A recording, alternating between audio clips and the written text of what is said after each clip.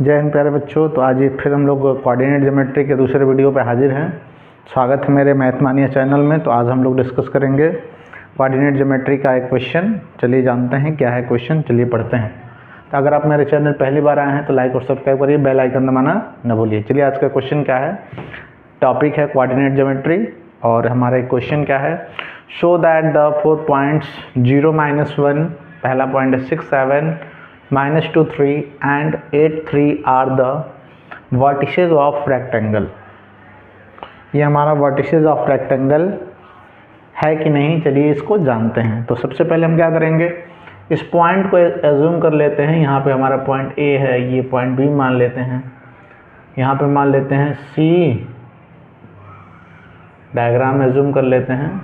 हमें rectangle show करना है, इसे सी मान लीजिए, इसे डी। ए का पॉइंट है 0, -1, बी का पॉइंट है 6, 7, -2 एंड 3 सी का पॉइंट हो गया, और 8 और 3 डी का पॉइंट हो गया। चलिए जानते हैं। सबसे पहले हम लोग यूज़ करेंगे डिस्टेंस फार्मूला लगाते हैं। डिस्टेंस फार्मूला में ए बी निकालते हैं। ए बी निकालने का फार्मूला होता है x2 - x1 का whole square plus y2 - y1 का होल स्क्वायर। ये हमारा हो जाएगा ए वाले पॉइंट को x1 y1, बी वाले को x2 y2। 6 - 0 करेंगे, 6 - 0 का स्क्वायर कर लेंगे। 7 -+1 हो जाएगा होल स्क्वायर, ये हो जाएगा 36 और ये हो जाएगा आपका 64। आंसर होगा √100, आंसर हो जाएगा 10। फिर निकालते हैं BC। BC कितना है, BC भी निकाल लेते हैं। BC का रूल क्या होता है, ये हमारा हो जाएगा, वही फार्मूला लगाएंगे डिस्टेंस फार्मूला। तो ये हो जाएगा -2 - 6 का स्क्वायर प्लस 3 - 7 का स्क्वायर। इसको क्या लिख सकते हैं, इसको लिख सकते हैं 8 हो जाएगा, -8 का स्क्वायर 64, 3 - 7 करेंगे तो हो जाएगा तो आपका -4, ये हो जाएगा 16 √80। √80 को लिख सकते 16 5 80 होता है, 16 का स्क्वायर रूट होता है 4√5।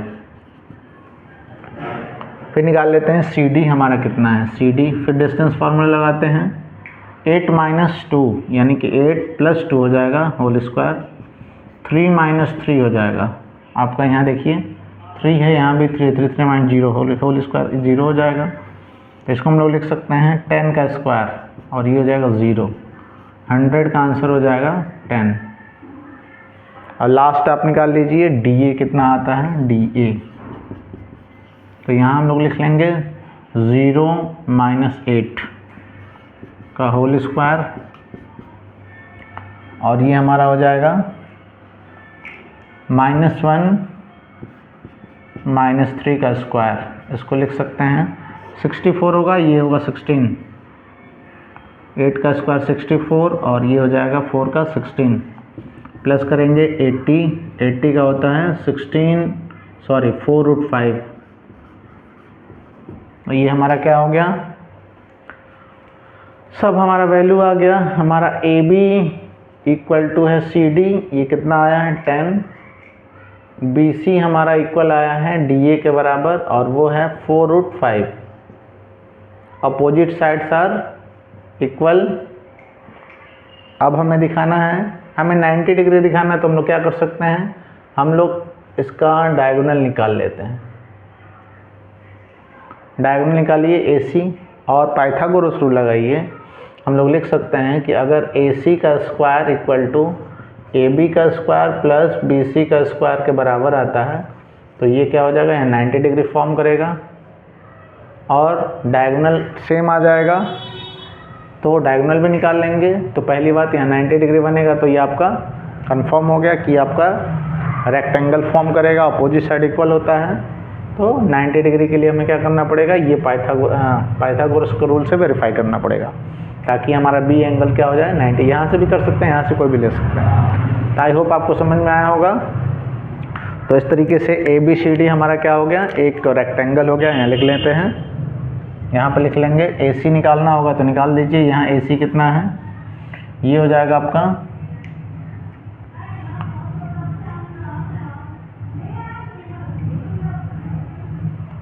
इसको निकालेंगे तो वेरीफाई कर सकते हैं, मैंने वेरीफाई कर लीजिए, या फिर इसके डायगोनल सेम होते हैं तो आप निकाल के चेक कर सकते हैं कितना आ रहा है, तो आप फाइंड कर सकते हैं। चलिए आगे देखते हैं, अगले क्वेश्चन की तरफ चलते हैं।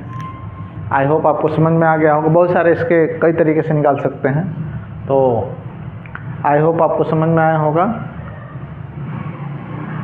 मिलते हैं नेक्स्ट वीडियो में, धन्यवाद।